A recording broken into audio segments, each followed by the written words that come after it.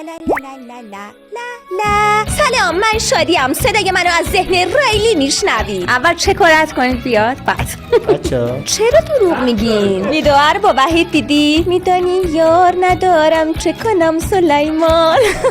خیلی بامزه شده. چی بگم؟ خب من رئیسمه، خرجمو میده. خانم سارا جامعی بعدی خانم جامعی یعنی از این مدلاست که الان داره اینجوری میکنه دعوا رو بندازه. من میام اونجا مواظب میشم چشامو باز میکنم اینجوری. وقتی عصبی میشد آتیشی میشد دیگه، همش گفت یهو جیغ میزد. به هم سپرده بودن رفتیم اونجا، خیلی خانوم داشت. دیدی خواهید به سرم شد دیگه، خرسنگر نداریم. بابا اینم خیلی لاتولوت بود. تو بمیری رو تنگ غروب پکر چشامو رو دنیا بستم. گفتم عقدست بیاد ور دستم. بعد یه دفعه چره نه عکس فنی میشم. بهم گفتن دوست داری چه کاره بشی؟ میگفتم دوستم گوگوش بشم. ببین که یه شغل گوگوش شدم. ای دلبر من الهی 100 سال شوی